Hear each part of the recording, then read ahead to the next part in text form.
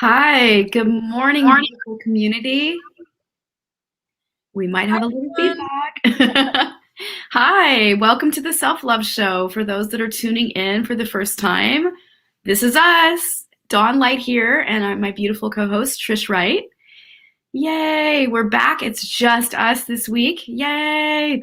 And we have an exciting show to deliver to you today. My gorgeous co-host here, Trish Wright, my beloved, beautiful sister and friend, bestie.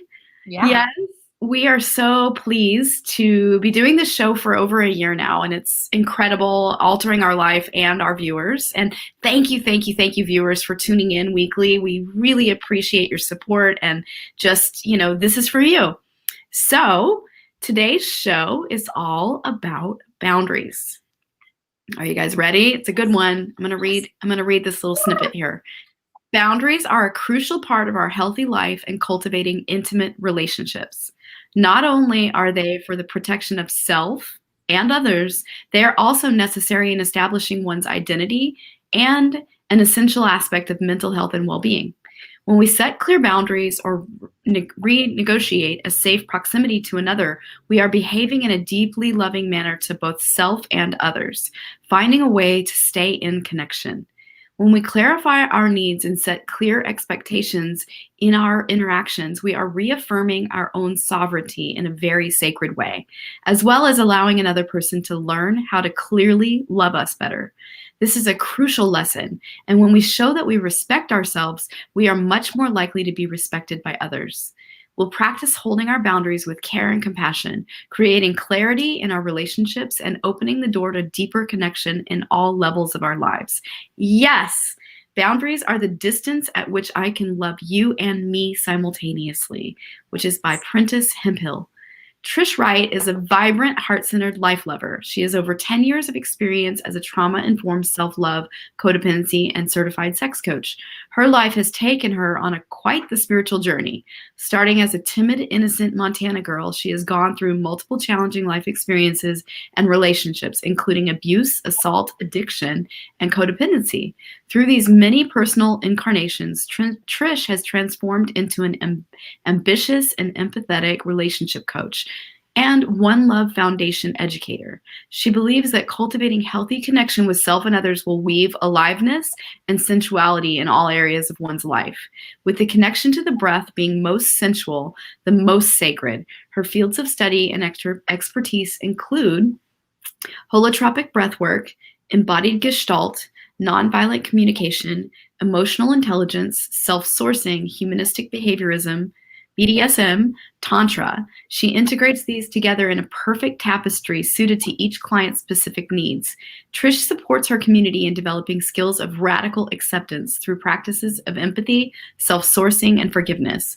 She understands that each one of us can learn to love our shadow and love more vastly by welcoming the shadows of others.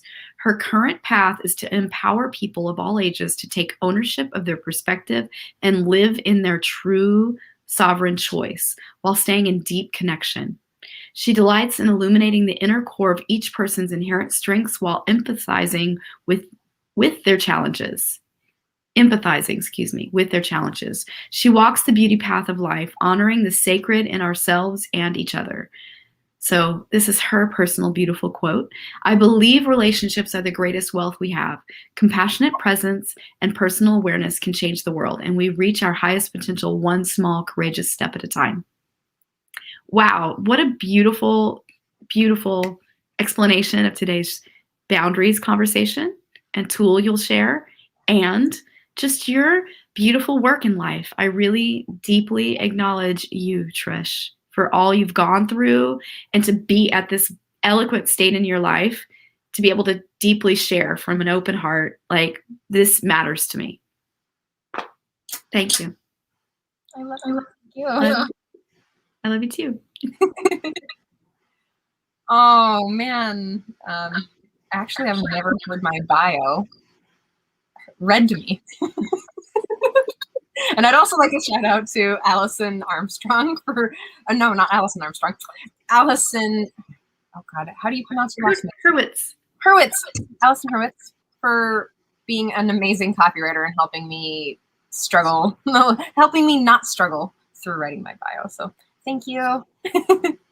And for Scott for also reading over that like a zillion times. One thing, I mean, this is a good place to start, is that human beings need help sometimes. And it's really important that we are able to ask for it effectively, or ask for our needs to be met effectively. And a lot of my clients right now, and my friends, and there's some things coming up in the world that I'm noticing around how people are terrified, like full on physical reactions of sharing boundaries. So, my work as a codependency coach is really looking at the place where we abandon ourselves for another person. And it's a very specific, when you abandon yourself. Now, there's a way to negotiate reality with another person where we all get our needs met. Or, well, we can negotiate ways to get your needs met now, and I can get my needs met later. But there's a way to get what we want. And it's about that. It's about everyone getting what they want and living fulfilled lives. It's not about... And doing it through loving connection. Exactly. Yes. So there's a couple things that I wanted to share specifically about this. And one is, there's this myth and this belief that setting boundaries is going to harm you. So if I'm like, we're in conflict, or we are, oh, this is great. So we're having like, we're in an intimate relationship, which we are. We're very deeply emotionally intimate with each other. We share everything. And sometimes my needs for space or fluidity don't meet your needs for solidity and like accountability. And we have to negotiate together to get both of our needs met. Because the thing about it is that I have the desire to stay in connection with you, Dawn. And that's the thing that I don't want, is to, and most people don't want, is to sever connection. Nobody wants to sever connection. So then, there's a couple ways that people do it. I can just like meet your needs and just abandon all of them, like my need for, moving around the world and doing all those things. Or I could say, Dawn, I see your need for connection, and I see your need to get these things done and completed, and you want me to be accountable. I also have the need for fluidity and for freedom of flow, and to work from my inspired place. Is there a way that we can co-collaborate on reality right now? So instead of you saying, I need this done by Friday, and I'm like, I can't do that because I need some space. We're now recognizing that there's a way to negotiate that place. And by doing that we get to choose to stay in connection by meeting each other's needs. Does this make sense? Are you guys following along here in the... Oh yeah.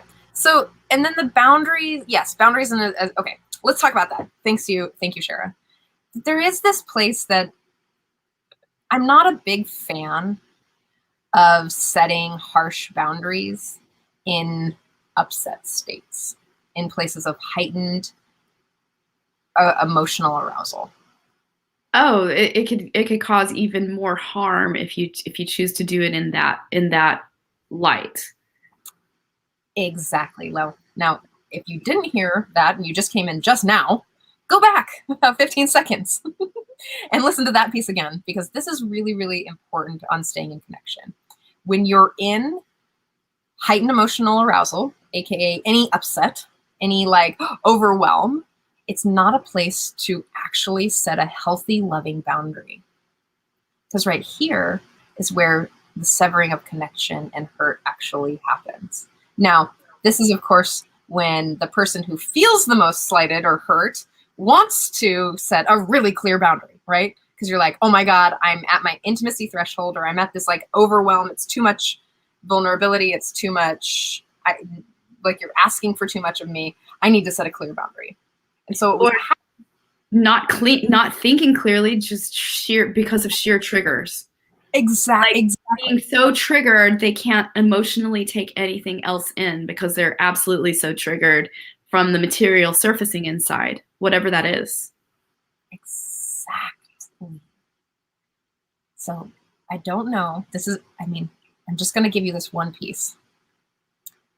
I love you, and I need to take a deep breath, and I'll come back in blank amount of time. Slow down, go self-source, and then come back to the situation. It could be hours later, it could be minutes, it could be hours, it could be days later to come back to a situation and really effectively, appropriately, and lovingly set a clear boundary. And we might mess this up. It's okay. So all of these practices that Dawn and I ever teach, I want to just remind everyone that they're practices. This means that you get to come back to practicing all the time. Like I don't expect anyone to be perfect. I'm always practicing coming back into connection with self, coming back into setting clear, loving boundaries. But I'm thinking about boundaries in ways that aren't a place where I'm pushing someone out. I'm actually thinking about boundaries where I feel safe and that are honoring to this person. Now, if I tell Dawn that I can't, like the boundary is like, you know what, I can't just be on video with you anymore. Like that would be a really harsh boundary. And that's what our entire life and our value system and our work is built on. So how could I get my needs met and how could I meet her needs in this way of like really staying true to myself without abandoning myself and also staying true and honoring our connection. And that's through the development of healthy, safe, loving boundaries. Mm-hmm. Again, I'm not going to, if I'm upset with Dawn, I'm not going to be like, ugh.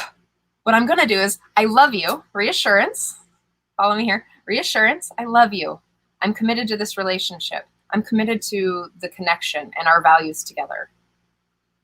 I'm freaking out. I want to pull away. I want to run. I'm triggered. I'm upset. I need to pause for a bit and self-source. I'll come back when I can talk about it. I can't talk about it right now. So that right there, that's the piece. I'll come back when I can talk about it. I need a day. I need 10 minutes. Go to the bathroom, splash some water on your face and wash your hands. Hold your heart. Just tune in to what's going on. What am I feeling? Anytime you're triggered is an opportunity to learn something about yourself. And it's most likely old material surfacing, old feelings, old unmet whatever. And that's the reason what the trigger is about, is it's something inside of you that's surfacing through the trigger of whatever Trish said, or whoever the person that triggered you said it without the intention of doing so, but it triggered you regardless, because it's in your emotional material surfacing is yours. Exactly. And that's a really, really key piece, right? Is that the sacred pause. Now, if we can all just learn this one thing, I love you, I need space, I'll come back. I mean, that's really like boiling it down to just like tidbits. I love you, I'm committed, I'm here with you, I need space, and I'll come back. And the reassurance piece in setting boundaries is so crucial to staying in connection, because then what the ego does, when someone sets a boundary, when the ego will say, oh my God, I'm bruised now. And it's not the person who needs the space, it's the other person. So if you don't give them reassurance, they're going to be like, this person's going to leave, or whatever crazy stuff that they have from their childhood, or whatever common story that they run. It's not really that crazy, but it's the ego thing. When the ego gets bruised, it'll make up a story of separation. And that right there, the perceived separation, is what causes most pain in relationships. Because of course we're spiritual, deeply intimate beings that want to be connected. And this human existence is like we're in separate skins, and all I want to do is merge with Dawn because she's my soul sister. Like, I don't want to be separate from her. Do you see the whole thing play out? And I know that like all of you watching, I know that because I know that the feeling of separation, because that's the really deep part where we're afraid, where we want to be able to be safe in setting our boundaries. And that common belief that if I set a boundary, that it's going to hurt another person or it's going to break the relationship. Now, there's a way to set a boundary without breaking the relationship. And there's also if you can effectively set it, then the person who loves you will be able to hear it and honor it. Again, if I go back to the example that I had with Dawn, is that if I just I can't do video with you anymore, our life is going to be really hard. Now, if I set it in an effective way that gives her choice as well. Again, we're going back to collaborating reality. Dawn, I'm overwhelmed. I've taken space. So again, we've got take the space, all the things that you need to do, come back into connection. We're going to run the self-empathy tool, right? Do you remember that from a while ago? We can run that again in a minute. So run the self-empathy tool and get down to your wants and needs. Because from here, once you get from the chatter, the ego chatter, down into the feelings and really own and accept your feelings and just let them be without shaming them, because human bodies have got feelings. We're chemical bags of emotion. We're just going to have those experiences. You can just allow them, be with them, and then drop into that place of my want and need for space and connection are really high right now, Dawn. And then I also need something has to happen around the outward expression of the video. How can we collaborate on getting both of these things met? So instead of coming at her as I need to stop the videos, I could be like, hey, what can we do that makes this work for both of us? And do you see how that's working? Do you see how that can work together with her reality and mine? Because now we are I'm not in control. Because that's also another weird thing about boundaries, is that the person with the most boundaries has most control. Mm-hmm. But when I'm really wanting to stay in connection with Dawn, is that I want her to collaborate reality with me. I want to hear what your boundaries are, because your boundaries are the place that you're teaching me how to love you. I'll say that again. Honoring someone's boundaries is deeply loving to the other person. She's telling me how to love her better when she says no. I honor her no just as much as I honor her yes, because the container in which she creates for our relationship, for what she feels safe, is the container in which I can love her there. I can love her deeply. Are you guys following? Type something in if you're following, because this is, I'm hoping that we all can get this, is that it really is, the consent conversation in this whole world that we're in is really crucial to holding someone's boundaries, to honoring their truth, right? Mm-hmm. If you say, share a boundary with me, if you have one, and we'll play it out. A boundary with, my weekends are for my family. I really want to honor my husband's time. He works during the week. And so I really am very particular about what I schedule on the weekends, specifically Saturday and Sunday. So if you were to me and say, we have to do this, and of course I would, because I love you, and we're very flexible in that way, but I'm giving this as an example right now. So you have to do this on Saturday, and my husband already had plans for us, right?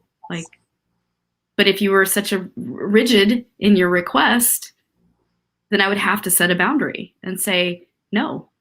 Exactly. So this actually did happen the other day. Is I thought that I needed someone to come with me to get a massage. And well, it's a very specific massage. It's not like I just need someone to watch me get a massage. It wasn't like that. It was there's a specific type of stretch that I need another person with. And so when I went to go see this massage therapist, he was going to teach me and a partner how to do it for my knee. So I reached out to you and I was like, I need someone. And you were like, oh, when is that? And I was like, it's on a Sunday or something like that. And you were like, oh, those are my husband days. And I was like, oh. And I heard you, and what you really value is your time with your family. You know, you both work during the week. He works really long hours. And so I get to choose at that point, right? So Dawn was like, I'm going to ask my husband and I'm going to talk to him about this, you know, how he feels. She's going to ask him about how he feels about it. This is what you shared with me. And I was like, oh, of course. And when I was sitting with it, her boundary around her weekends, which I also have a boundary around weekends, you know, for work. Like, I got to take that space. You got to take your mental space. You got to take your family space. That I'm like, oh, can I try to find another time in the week that Dawn can come with me? Or can I negotiate so that Dawn gets her needs met and I also get my needs met? Because if I was rigid, like she said, it would have felt really well. That was exactly how I followed up. I was like, can we move this to a weekday? Like, that was my next response after saying, hey, so this is really, you know, my family time with my husband, and I want to check in with him, and I really value his time and our time together, and I need to have a conversation with him about a Sunday. Exactly. And can we move it to a Wednesday? Yeah. And so when I came back, it was, I acknowledged I acknowledged her need and her value and what like she wanted. I acknowledged that, even though I'm the one making the request, but I saw the boundary. And what instead of assuming that I have her time and energy, which is where we get into the most trouble, is assuming that I have someone else's time and energy because I feel entitled to your love. You're my friend. Friendship looks like this. You owe me. And well, I don't really believe that, you know. Shh, we're going to cancel that out. Yes. And it occurred to me that, you know, her choosing to actually, like, she came back and she was like, you know, it would work. But I had already was like, you know what? I actually really want to honor your space. I want to honor your family. It's important for me to honor our friendship and our love and our sisterhood and our business by honoring you in your family. And it so happened that my massage therapist, well, yeah, it's important to me. Your values and your boundaries are important to me because I know that you're telling me how to love you. Boundaries are how people tell you how to love them without hurting them. Mm-hmm. We were talking about this right before the show. Human beings cause other human beings harm unintentionally all the time. I'm going to say something to you and I'm not sorry, but it might take a deep breath. You will cause harm in your lifetime. I will cause harm in my lifetime. The thing about communication skills is that we get to learn how to come back into connection faster, restore integrity faster, and take ownership of our impact. This is how we do it.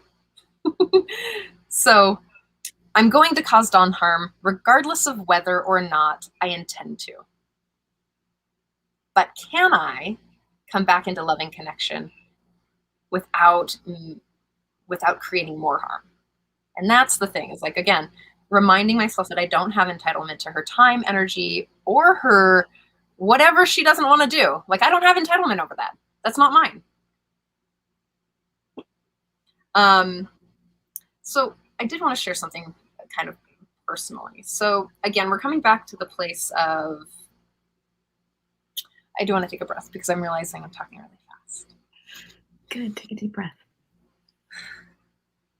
It's something that's so exciting and up for me because I'm hearing my friends and my clients and my colleagues and, you know, just I'm hearing a lot of this up and I'm like, oh, I want to like help this. And for the people who are watching from the Power Posse, I hope that, you know, I'm twinkling you right now because this was really inspired by something Jessica asked me to do.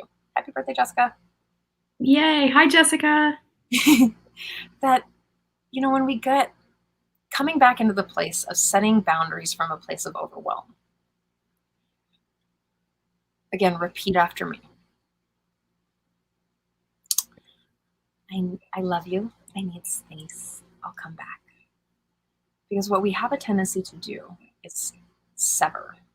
And this is a place of deep harm that might sever the relationship or create a place where it can't come back. So take as much time as you need, and you might need to offer the other person a lot of reassurance depending on how long this space is. Now we're going to get into something later, like an actual tool about how to set a clearer boundary. But I really want you to just think about the place where you're uncomfortable is the place where you're already starting to acknowledge that you need to set a boundary. Discomfort is often, or confusion is often a place in your brain body connection is like, I don't know what to do with it. My brain tells me that I need to do this thing for Dawn, but my body is like, I need to go swimming. So that's the place. Or I'm just so hurt, triggered, and upset that I can't function right now. I can't go any further in the conversation. I have to get up from the table. I have to literally remove myself from the situation to understand how I feel. Exactly. And exactly what Scott said. Discomfort and confusion is an early warning sign. So the key point to these practices, and if you're still struggling with some of the things that you've been struggling with for years, anybody else do that? Because I do. I'm really human. I have all the things. Is that again, it's coming back into the practice of and starting to slow down to become aware of what happens before it happens, what happens before the reaction, what happens before the blow up or the The important piece is that when you set a boundary, that both people are centered, connected to themselves. This is the piece. So if I'm upset and triggered, I'm going to be pokey. Like, I know that. Most people are pokey. Or if I'm going to be fawning, then I will abandon myself, which is going to create more resentment and create a whole other set of things that's going to just die. Oh, it's just going to be a mess for a little while until we dissolve those places together. Okay? So try not to, if you can, set a boundary from an angry, upset, emotionally aroused space. And if you can, just take a deep breath there. Like Dawn said, go to the bathroom. I use this all the time. Sometimes I'm like, I don't know why bananas totally just piss me off. But I'm going to go to the bathroom and I'm going to take a deep breath. And I'm going to splash some water on my face. I'm going to sit in the stall and I'm going to run that self-empathy tool until I get down to be able to really acknowledge what are my wants and needs that are coming up. Because I know that if I can speak from my wants and needs to Dawn, if I can bypass the story and the feelings, that Dawn's going to be able to hear it in a very specific way. Now, of course, if it's really, really hot, if it's a really hot, I'm going to want her to acknowledge and validate my feelings. But that's a different way. We're going to get into conflict resolution later. But if you do want to call and get more skills in conflict resolution, call Dawn and I up, or anybody in Love Coach Academy, or your coach, or your therapist, or a neutral friend. Mm-hmm. Okay. Do you want to get into some boundaries? Anyone? Yes, let's do it. Do you have anything else that you want to share, Dawn? I know that I'm just kind of like stoked. I'm loving the conversation. I'm listening. It's good. It is good. Okay, let me pull up my document because I get nervous. Okay, so the thing about boundaries, I do want to say, is that when I set a boundary, I think this is inflammatory. When I set a boundary, it's my responsibility to hold it. It's actually not yours to meet it. Now, True. I'm also thinking about setting boundaries that you can actually meet. I'm thinking about you as setting up for success. Now, anybody who's actually like, coached with me or is in my friendship group knows that I'm a triple win situation sort of girl. I'm not just like you win, I win. I'm like, we all win. Now, I'm not going to set a boundary that I know you can't hold, because that is a setup for failure. And that's also not a very kind, loving place. It's not loving. It's not loving. Let's read stats coming. And one of the hardest parts is coming up with consequences that you will fulfill when boundaries crossed. Yes, noticing that I'm using consequences, not punishment. Very, very key point. Thank you.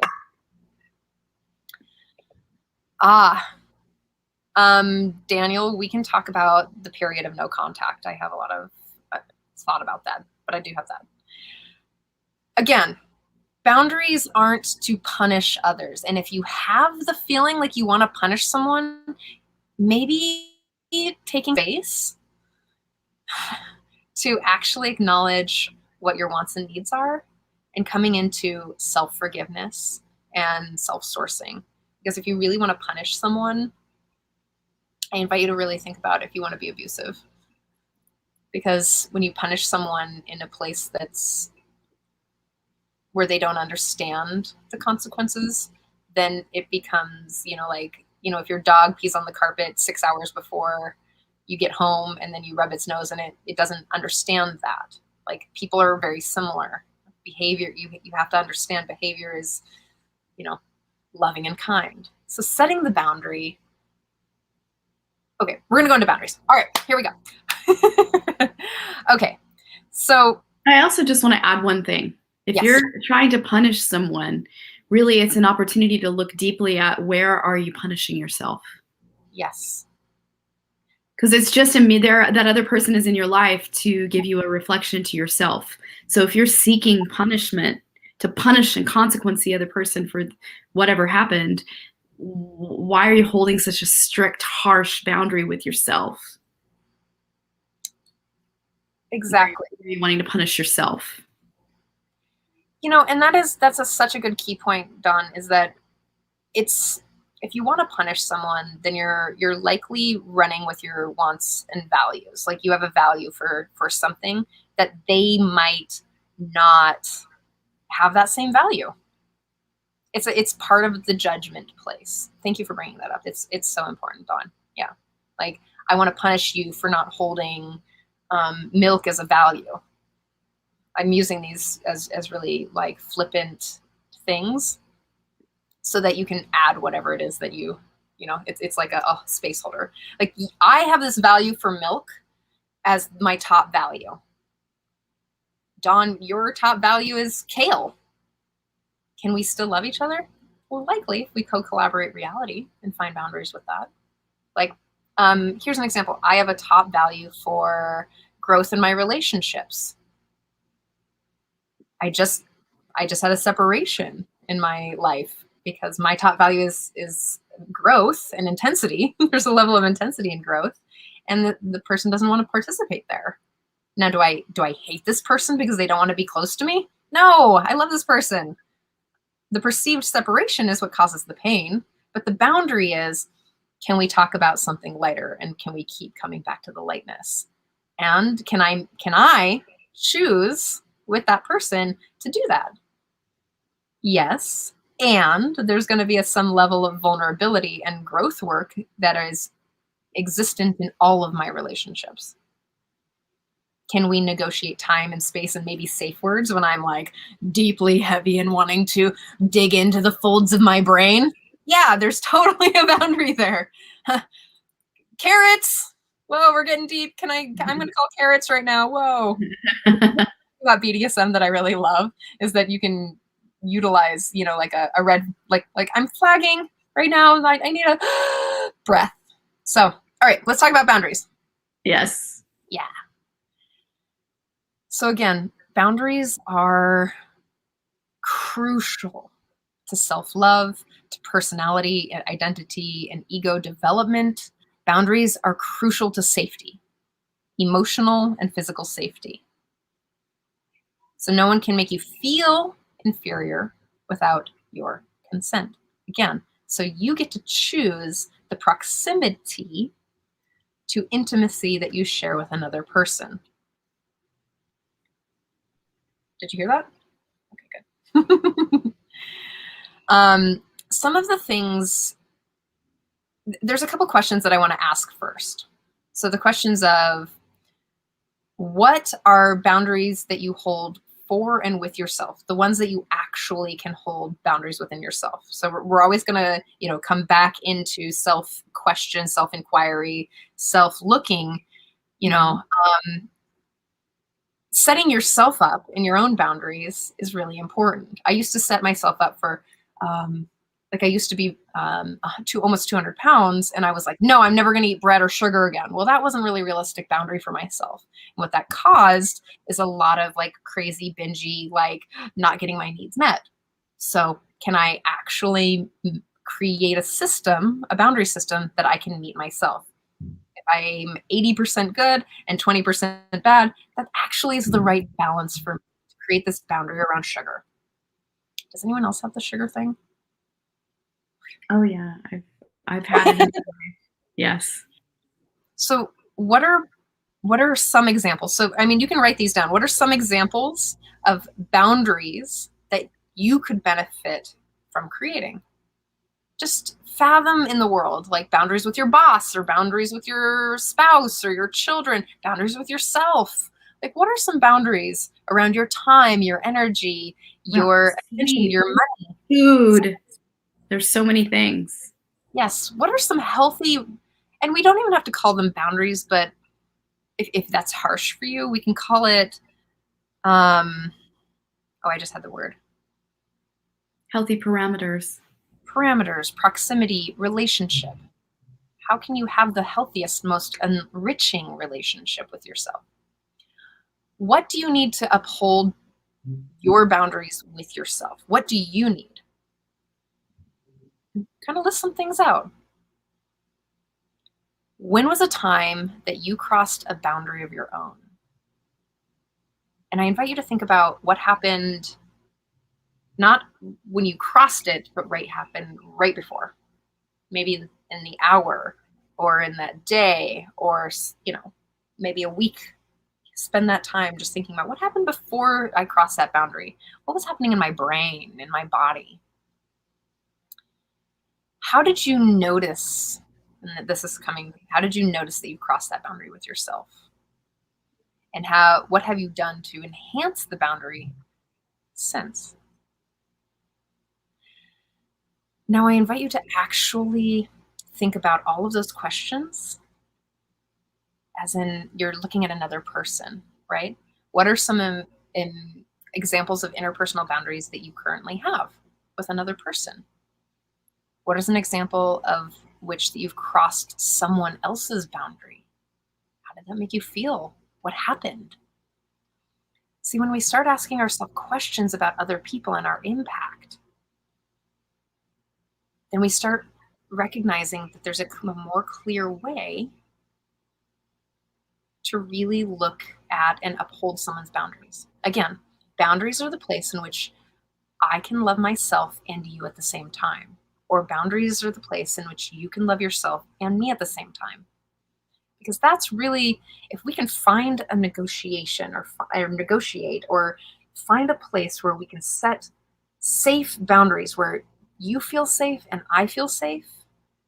And safe could be whatever it means to you. I know what it means to me, emotionally and physically safe, that I'm not overstepping the level of vulnerability and intimacy that I can share with you. And I'm not meeting your needs for the sole purpose of wanting to get the need for love and attention met. But I can trust that, if I set a boundary with you, that I can, or manage my proximity to intimacy with you, that I can still be loved and accepted. Right? And I can stay in loving connection in this conversation, get my needs met, express my true feelings. Yes. And negotiate from a place of love and loving. And if you're too triggered to do that, then say we will come back into a conversation when I can. sacred space, the pause. Maybe Scott, if you're still watching, maybe you have I think it's called the pause, like taking a pause. You have a name for this specifically, but it is a sacred pause.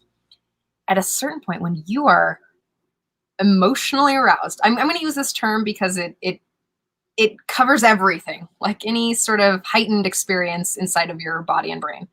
That's what I mean by that. That when you're in that heightened state, that place is literally like you've got to come back into your body and process that chemical reaction in your being before you can rationally think. Because now you're in your amygdala, and you're totally in reptilian brain. That means you are behaving like a reptile. You fight, flight, flee, fawn, those types of things right there. You're just trying to get your safety, very basic needs met. Now, when you can stop, give yourself empathy, coming back into the frontal lobe, that's where loving, heart-centered connection comes into play. Again, setting boundaries while being in a connected space with self and with other. You can't be compassionate with another person if you're fucking pissed or if you're hating yourself. I know, because then it just becomes a really weird, messy mess. Self-empathy, and then come back. Because here's the thing is, like, even if I was mad or she said something upsetting to me, she's also going to have a perception of the experience that happened, and she will also have feelings and wants and needs. It just is. Even if I feel like I can't believe you have wants and needs, Dawn, over my reaction. You said this, it's like, of course she's going to have her own experience. Now, do I have the capacity, even in my hurt, to hold her in loving compassion? If you don't have that, take some time, take some space, and come back from that sacred pause. Sacred pause is so good. I love you so much. All right, boundaries with compassion. Here we go. It's deeply healing to give one the gift of the sacred pause when things feel awry, triggered, upset. It's such a healing place. It breaks the cycle of continuing abandonment or overgiving, overextending, all the patterns like that. Exactly. Because when one abandons oneself, it becomes resentment. Mm-hmm. And the other person can't trust your yes or your no. So basically, when you people please, it is a lie. It's essentially a lie. So when I'm people pleasing Dawn, I'm lying to her. And then she doesn't understand why I'm resentful at the end, because I didn't meet my own needs and I didn't even share them, because I was so desperate for her love and attention and validation that I didn't share what was up for me. Again, co-creating reality is a significantly more connected place than me just giving her what she wants or what I think she wants at my expense. Like, I don't want to lie to Dawn. It's uncomfortable, and my level of intimacy and my want to connect with her is beyond me lying to her about the things that are real and alive for me. Mm-hmm. Yes. So boundaries, again, are the container in which we can love each other. She tells me how to love her by setting boundaries and me honoring her no. And sometimes in setting boundaries, you're going to have to uphold someone else's boundary for them. If you're like, or no, well, of course that if you can't, okay, so if you were to be like, when I see you, I no longer can hold your hand when I see you. But every time we've held hands a zillion times before, and when I see you, I'm going to want to hold your hand. I'm going to want to hold your hand. You're going to want to hold my hand. And how I can show up lovingly to Dawn is to hold her boundary too. Like, oh, I know that we've held hands this entire time for the last 15 years of our relationship, and now you don't want to hold my hand, or it's not the safe proximity at which we can, we've renegotiated our relationship. This is how it works. I'm not going to hold your hand anymore. Now, I could manipulate her and get my needs met for holding her hand, or I could show her that I love and respect her boundaries by saying, I really want to hold your hand and I miss that. And you'll be like, I really want to hold your hand and I miss that too. And I really want to respect your boundary.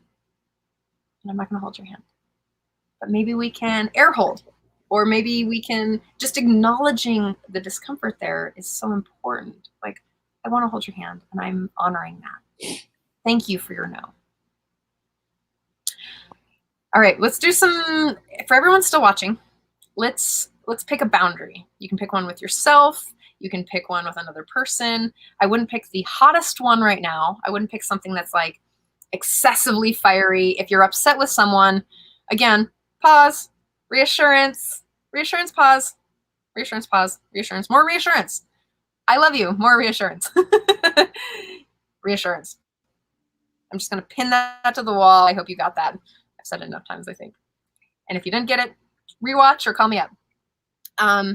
So boundaries with compassion. Pick one that's easy, because we get to practice. Again, all these are practices. We get to come back to them. We're going to fuck them up. We're going to come back to them. We're going to come back to them. We're going to come back to them. So pick one that maybe has been up for you a little bit. Like I'm going to pick one and I'll follow along with you around my use of the F word. People have asked me not to use the F word as much. I can actually really look at that. So tune in to, maybe you're hurt. Okay. You want to set a boundary. Tune in to your body and feel into what boundary has been crossed. Really take a moment to acknowledge what it feels like in your body when you think about this experience with another person or with yourself. Like, actually, we're not thinking about the feelings, but we're thinking about the sensations in your body. What is happening? Is it in your chest? Is it in your shoulder, your knee? Is it in your solar plexus? Where do you feel the most physical sensations? And then really align to what are the emotional feelings there. Really turn to your feelings with kindness and gentleness. Now, as you're really sitting with your feelings, like frustration or anger or sadness, disappointment, overwhelm, excessive excitement, something like that, investigate what is the need there. Like coming back down into that centered place, like, my need for safety, or my need for, manageable pace and new relationship, like something that I can come back to. What do I need? Mutuality, to be heard, connection.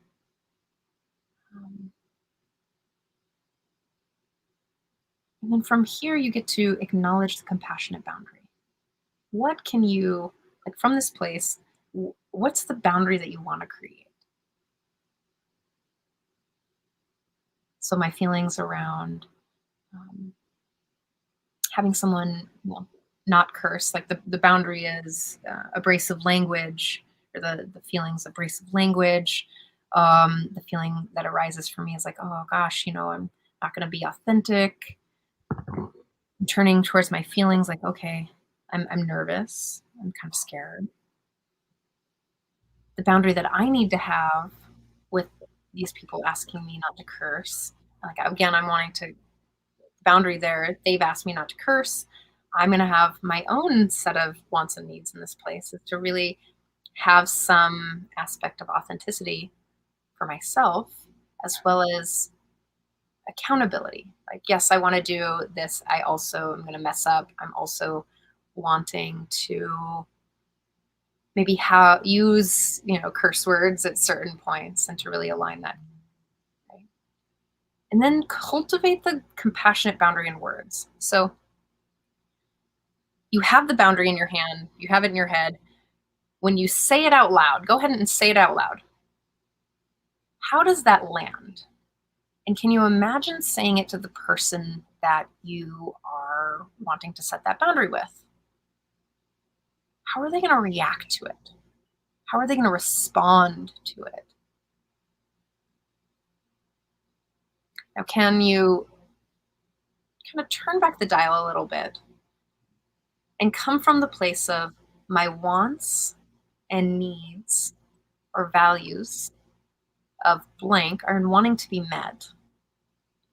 And I'd like to set like a boundary, a loving boundary with you around this. Can we negotiate something that works for us both? Right. And then see how it plays out.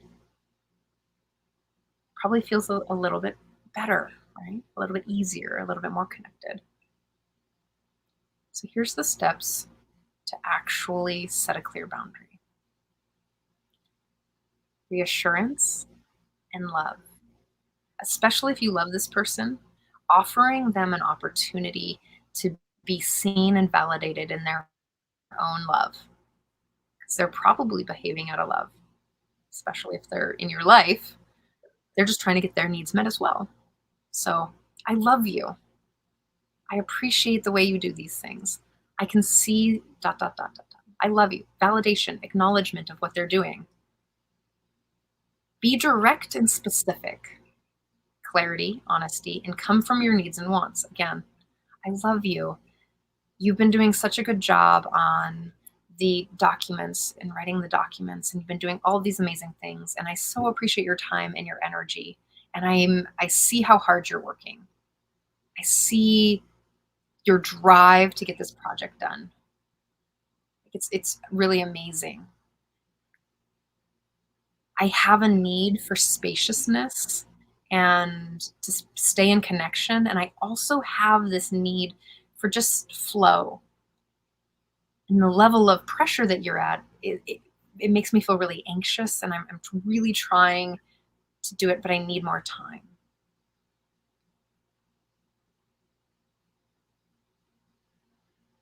Is there a way that we can, like, what I need is for you to stop pressuring me,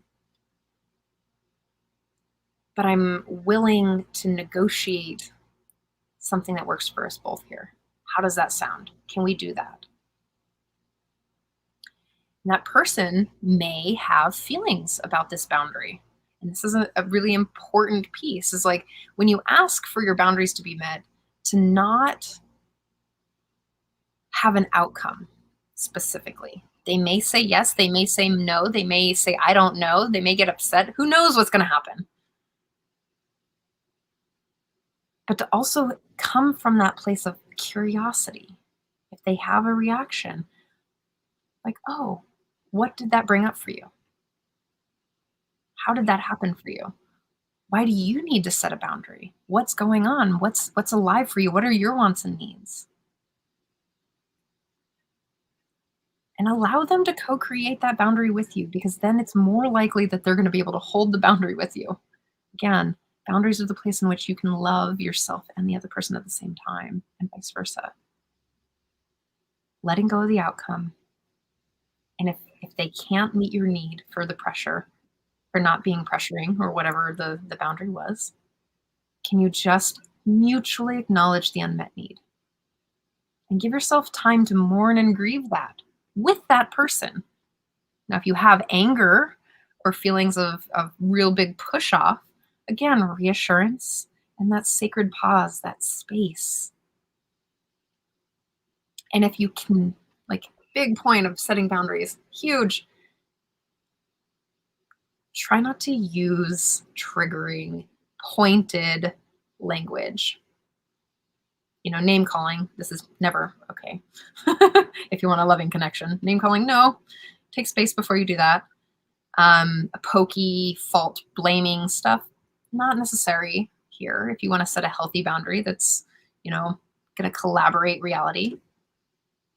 And then here's the really big piece. is like after you've set this boundary, or after you've asked to set this boundary, or negotiated this boundary, maybe they've said yes, maybe they say no, maybe you need to come back to another conversation about it, but always begin and end with gratitude and reassurance for this other person.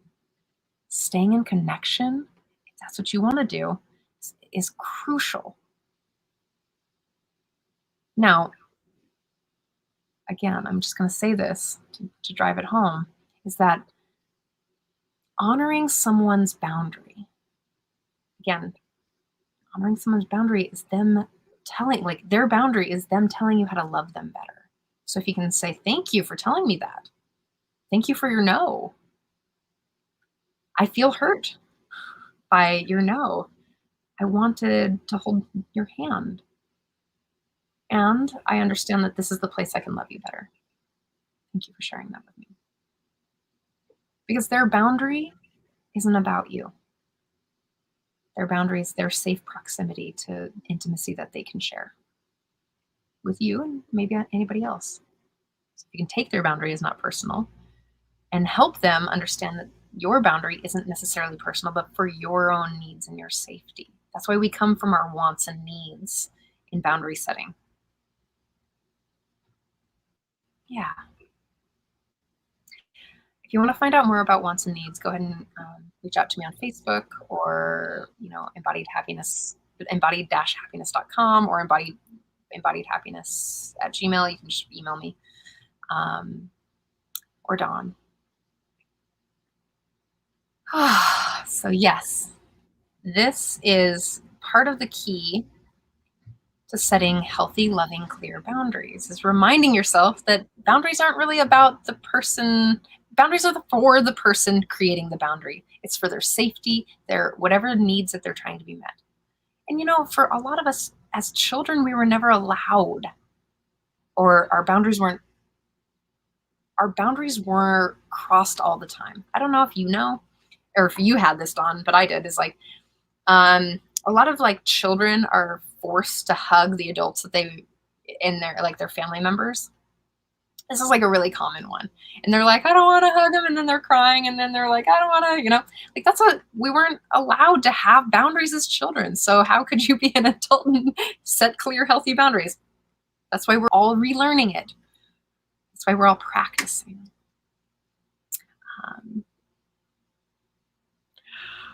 Yes. Okay. I do want to speak to this blocking piece, unless you want to share. Oh, I was just going to riff off of what you just said about childhood experience and breaking boundaries. Like for me, I have had a long journey of healing of like how to share and when to share, because I was always violated, around any time I spoke up or said how I felt. It was always like a deep boundary broken in my own family dynamic with my father. So I learned to, like keep it all in. And I've had to learn to, like, over time, heal all those deep places inside. And if you're interested in doing that inner work in life, like really reworking the childhood stuff, childhood parenting issues, things like that, I'm an expert at it. Like that's been my work in life. So please reach out. I'm really good at it. I'm really good at getting underneath what's really going on. And so is Trish. Like this is our work. I'm like, yes, she's really good at it. It's so confusing. Yeah. So anyway, yeah, just wanted to really riff on that, because it's all the work we need to do, right? Is peel back the layers of where our boundaries have been violated in our own life, because then it's a protection mechanism we put into play, and it creates issues in connection and relationship because we're living out an old pattern, an old story, an old thing, and it surfaces and it creates a wall of disconnection in our friendships, connection, and loved ones' lives, when really we just need to repattern and reparent that part of ourselves. Exactly. And it's the truth, right? That we're taught to behave in these particular ways as children in our society, in our family life. And then we get to, as adults, is to relearn how to stand up for ourselves and to hold our own boundaries, which then in turn creates empowered life and deeply connected relationships because everyone can trust each other. I can trust your yes and your no. I can trust that you're truthful with me. Okay, so Hi, Amy. here's this one. You're that.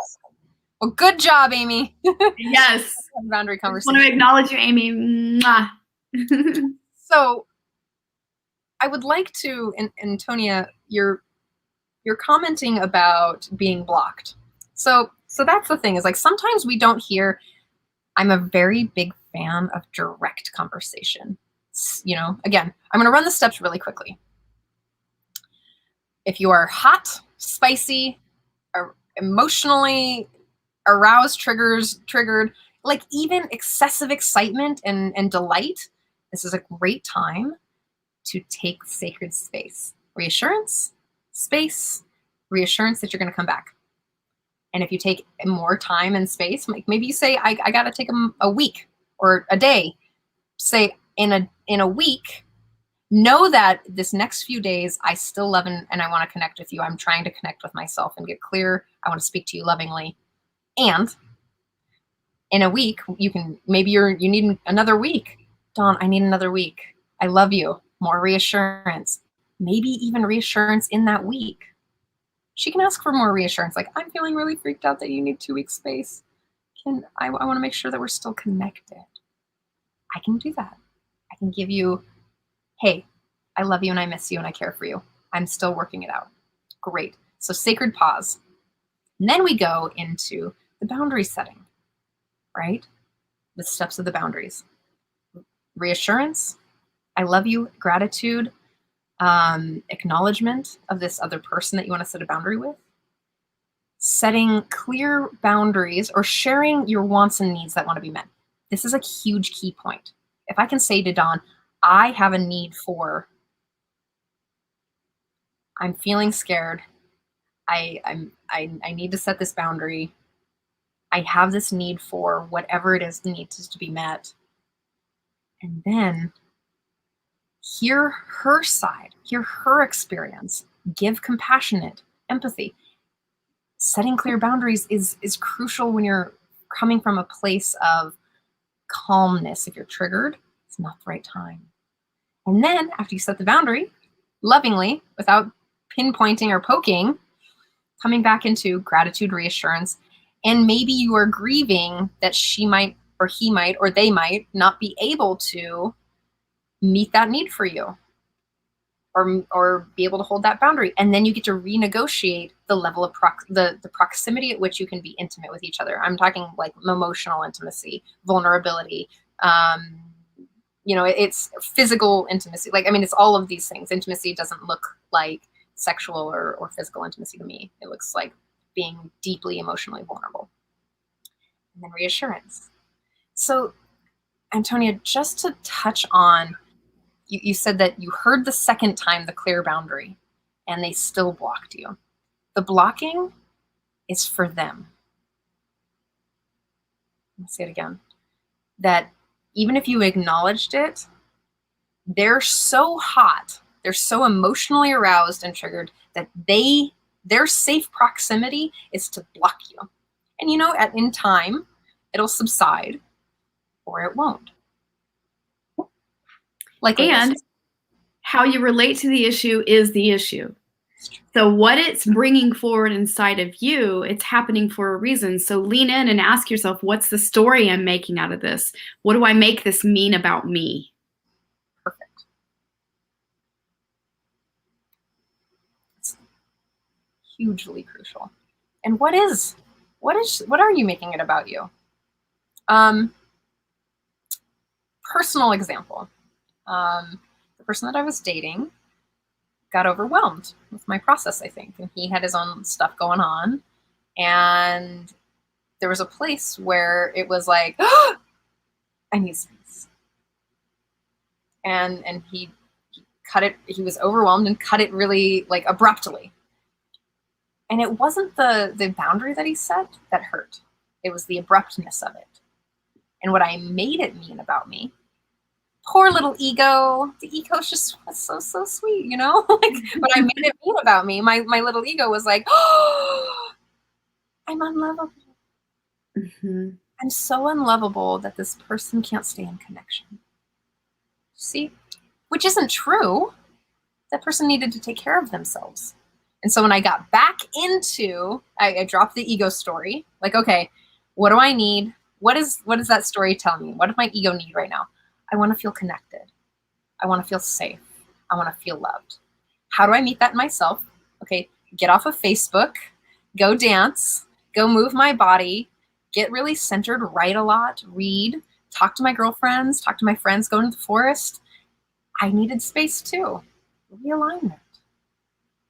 And then when I, okay, now I feel safe and centered in my body. It's not about me. His boundary isn't about me at all. It's about him. And he's showing me how to love him better. That's a really loving thing to do. Thank you for doing it so clearly. Now I don't have to think about it. You just told me what to do. I love you. Great. So now we had this beautiful conversation. It's just like I was really overwhelmed and I didn't know what to do. Oh, you were in heightened emotional arousal and you just needed space. Oh, great. So if you can acknowledge, again, confusion and like that confusion place is this first step into noticing that you might need to take space before shit blows up. There you go. So really just paying attention to that place of discomfort and confusion is one of the spaces. It might be for you. You might just get really inflamed and you're like, oh, I need space. You might get really sad and take it personally. Oh, I need to go self-source right now so that I can show up to you, Dawn, in a more loving, compassionate way, that I can actually hold whatever is in your life, not just my selfish needs. Yes. These aren't selfish. Hold on. I'm going to reframe that. Scrubbing that back. Rewind. Needs aren't selfish. Everyone has wants and needs. We all are driven by our wants and needs. If I'm wanting them to get met over, like, even if they hurt you, that's selfish. And I'm not a proponent for that. I'm not going to be like, Dawn, I'm going to make you go out of your way to do all these things, which is going to hurt you and hurt your family to get my needs met. I would really consider why I'm doing that, my impact, and why, really consider why. Why do I need that experience with Dawn? Why do I need that power and control? Is there a way that I can love you better and love me better without hurting another person? Okay. Let's see. When somebody says that they need space, it usually means that, but what does it mean for them needs to be clear. Sometimes people don't know. Sometimes it's just going to be acknowledging that they don't know and that they have a cocktail of emotions running through their bloodstream and they have no idea. And that's the whole point of taking space, is because they're making a clear boundary of taking space so they can figure it out and understand what's coming forward for them. Yes. Because when someone's in overwhelm, it's usually multiple emotions and feelings going on at the same time. Yeah. Like you can't force someone into like getting clear. Like even now, this person is really like, I'm not clear. I have confusion.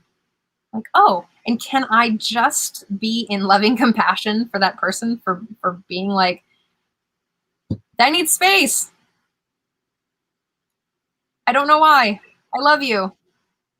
Like, again, it just comes back to the reassurance. Like the reason isn't always necessary to set a boundary or to hold a boundary, but to know that it's like, the wants and needs piece. Okay. I'm going to speak to this for a second. Love Coach Academy has a really clear understanding and program to help you get clear about how your wants, needs, and values are related or directly, oh gosh, I say this so much more clear sometimes. Let me just drop in. Your wants, needs, and values are clear pointers, indicators of your feelings. So you are driven by your wants and needs. You and everybody else, like literally everybody else, are driven by your wants and needs. It literally drives your feelings. Your wants and needs will drive your feelings. It literally is the thing. So whatever's coming up for you is a pointer to what your wants and needs are. Now, depending on how you were socialized as a child and as an adult and your community and all of the things that you've ever experienced, it's going to, those feelings, this chemistry is going to be related to a thought and your behaviors. Again, so we're going to run it backwards as well. Thoughts and behaviors, how you perceive the world, is directly correlated to the chemistry that you're running, aka feelings, which is directly related to your wants and needs. It actually creates the feelings. Exactly. So it's the same. Creates the feelings. Now, if you can get really good at the self-empathy tool, like really good, then you start to be able to hear other people's wants and needs rather than their story, their ego, their hurt, their pain, their perception, which could be, if they're depressed, it's probably pretty negative. Or if they're frightened of men, it's probably pretty negative for men. Or it's like, maybe I have a sister wound and it's, it's going to be. And that's a pretty hard place to hold someone's story, because then that's the easiest place to get attached to their story, meaning something about us. Now, if you can listen to their heart and their feelings, then you can acknowledge their pain, their suffering. This is a cool place to connect with people. This is so important. Remember, to come from loving and experience loving essence in everyone, no matter what's going on. There's two things: seeing the loving essence and hearing from the loving essence. And that's how you maintain loving connection, even when you're establishing a boundary. Just wanted to add that in. Thank you. So then you go from thoughts to feelings, and then to wants and needs, right? So if you can run that program, which we can go through it if you want. Also, I can take you through it in another show or something like that. Is that you start to, okay, there's something really important. It's called the self-empathy tool on purpose. This is the first thing you run all the time. Because when you can acknowledge your own story as a story, and then you can acknowledge your feelings and allow them, acknowledge and allow, validate, then that gives way for you to be able to be with your wants and needs. And this right here is key and crucial to actually getting your needs met yourself, and then also asking others for your needs to be met. This is a place in relationship. And it also helps you understand on a very human, compassionate level that we're all behaving from our wants and needs. We got really weird strategies to get those wants and needs met. Maybe you grew up in a codependent family that taught you how to people please, or maybe you grew up in a really neglectful family and you became quote unquote a narcissist. I don't use that very often, but I think you guys know what I mean. You become you create a facade to get your needs met because you came from a scary, dangerous family that didn't give you your needs. Now, so Love Coach Academy has programs and documents that you can find that gives you the feelings wheel. I'll come to my website or come to my Facebook, which is Facebook is Trish Wright Loves. Is each word is capitalized. You just put in Facebook / and then Trish Wright Loves. I will add the feelings wheel. I will add the self-empathy tool just for you. And I will add the wants and needs list, which is a universal wants and needs. It's pretty good.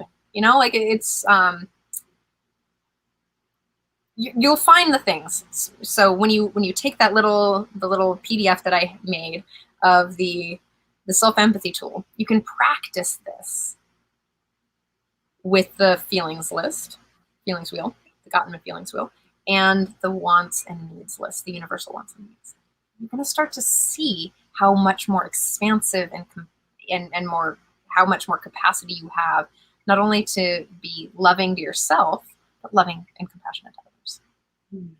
Anyway, I'm loving that we've had so much engagement today, and I'm really grateful. Like, I really wanted to do a show just with you and I, Dawn, because I love our guests, and we have so much to offer the world in our own work. And you know, it's been really, like, the boundary conversation has been really up for a lot of people. Mm-hmm. Boundaries are not meant to hurt. Boundaries are for love. And they're not meant to be painful. If they're done through loving, they don't have to be painful. I'm also gonna just say this, that some people, one of my best friend's sisters said to me, Trish, you don't have to be friends with everybody. And you know, sometimes there's gonna be a point where you have to not have people in your life.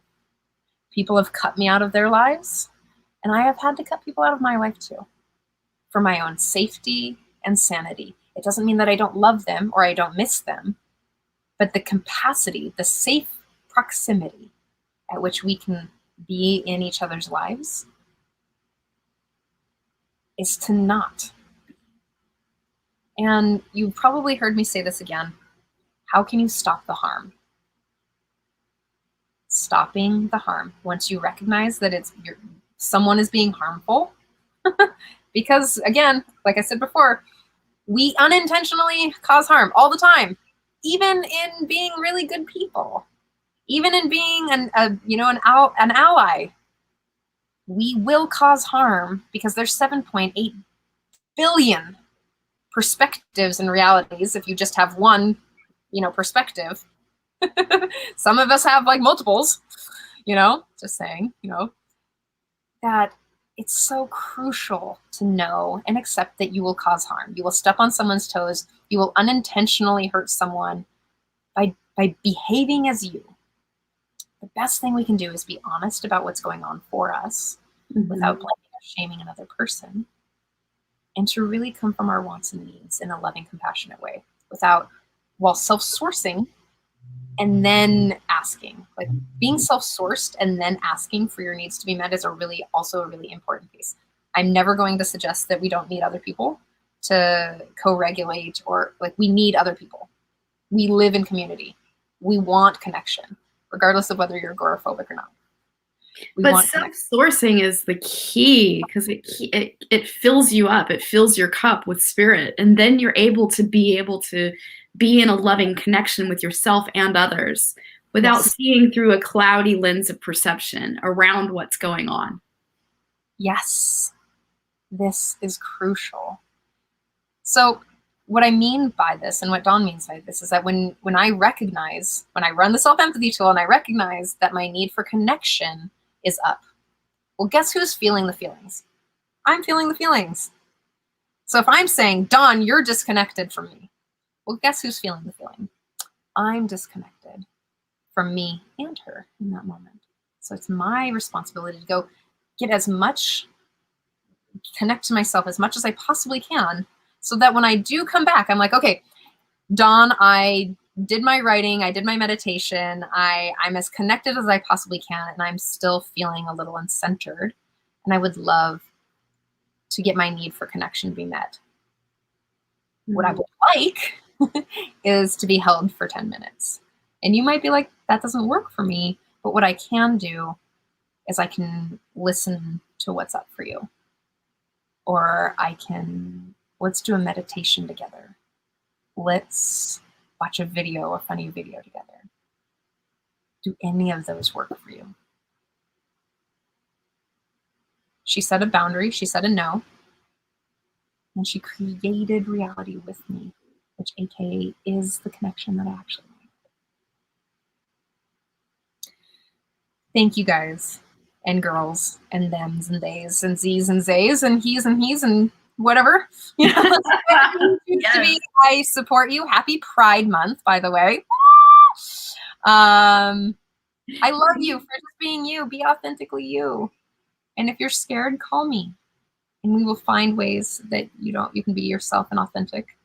And Dawn and I will help you find ways to be authentic in your life and be safe. Shout out to all my trans, queer, awesome friends and my sex worker friends and all of the people who are choosing to live their authentic, true lives. You brave, beautiful souls. I love you. And you be your bad selves. Thank Nice. you. And if you loved this show, tag someone in it or send it out. I'm going to be hosting a 3-part boundary series here shortly. I'll let you guys know. I'll probably type it into the chat sometime. Like us on Facebook, the Self-Love Show. Like us, go to our YouTube channel and watch all the previous shows and like subscribe there as well. And add your comments there. Like if this is benefiting you at all, like share it out. Not necessarily for us to get views, but to really make an impact, because this is important. As much as, like this is our job and our work, this is for you. That one of my top values, and I know that Dawn's one of the top values, is to have positive, loving impact. Like, I just want this to work for you. And I want you to be able to take this and have a profound experience with someone creating a boundary that's loving and kind and generous, and for you to feel free and connected in your relationships, because this is so important.